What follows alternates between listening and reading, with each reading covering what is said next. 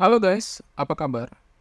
Hari ini kita akan belajar tentang kimia. Kita akan belajar tentang sifat koligatif larutan. Kita akan lihat pengertian daripada sifat koligatif larutan. Sebelumnya kita perlu memahami dulu apa sih yang dimaksud dengan larutan atau solution. Larutan adalah suatu campuran homogen yang terdiri atas satu atau lebih zat larut atau bahasa lainnya adalah solut dalam suatu pelarut atau solvent. Pelarut itu sendiri adalah zat yang membentuk sebagian besar larutan, sedangkan zat larut atau solut adalah zat yang terlarut di dalam pelarut. Sebagai contoh, kita lihat gambar berikut. Ini adalah gambar dari larutan gula, dan dalam larutan gula ini, maka air akan bertindak sebagai pelarut atau solvent, sedangkan gula akan bertindak sebagai zat larut atau solut.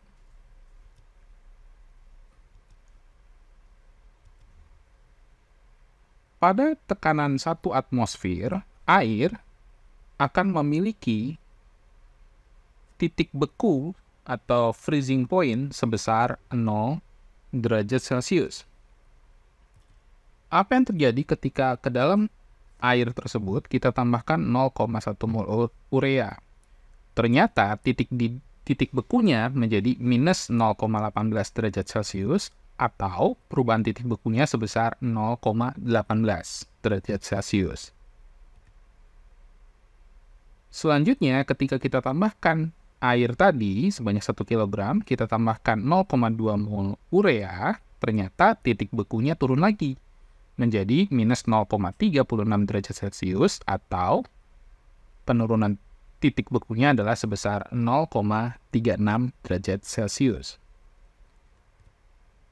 Selanjutnya, jika urea tadi kita ganti dengan glukosa, hasil yang sama kita lihat akan terjadi, yaitu titik beku larutan 0,1 mol glukosa adalah sebesar minus 0,18 derajat Celcius.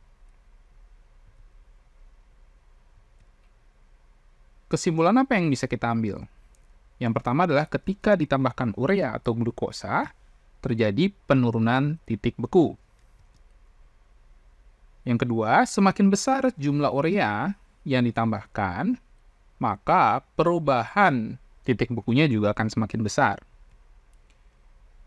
Dan jika ditambahkan dengan jumlah yang sama, kita lihat dari tadi di urea dan glukosa dengan 0,1 mol, ternyata titik bekunya juga sama.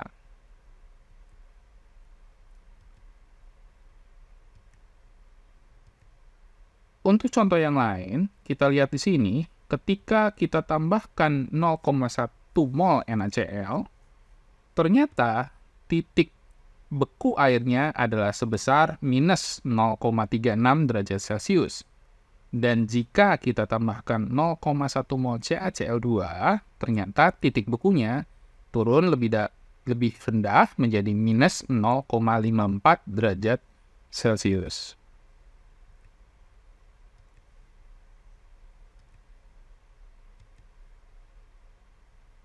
Yang pertama, untuk kesimpulannya adalah ketika kita tambahkan urea, NaCl, dan CaCl2, terjadi perubahan titik beku.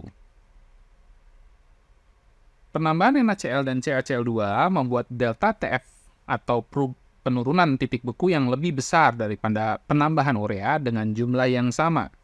Kenapa ini bisa terjadi? Karena NaCl dan CaCl2 ini merupakan zat elektrolit, sehingga di dalam air akan terionisasi menjadi ion-ionnya. Kita bisa lihat pada penambahan NaCl itu 2 kali lipat dari 0,18 menjadi 0,36, sedangkan CaCl2 menjadi 3 kali lipat dari 0,18 menjadi 0,54. Nah, sifat kelarutan elektrolit dan non-elektrolit akan mempengaruhi perubahan titik beku.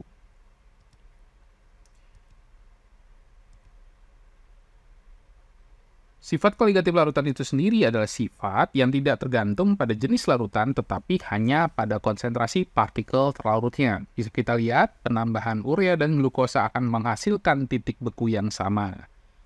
Sedangkan untuk NaCl dan CaCl2, kenapa bisa lebih besar perubahan titik bekunya? Karena mereka mengion menjadi ion-ionnya, sehingga jumlah partikelnya akan lebih banyak dibanding untuk urea dengan jumlah mol yang sama. Sifat yang tergolong sifat koligatif larutan, yang pertama adalah penurunan tekanan uap, kenaikan titik didih, penurunan titik beku yang tadi kita lihat, dan tekanan osmosis. Jika video ini dianggap bermanfaat, jangan lupa untuk like and subscribe. Terima kasih.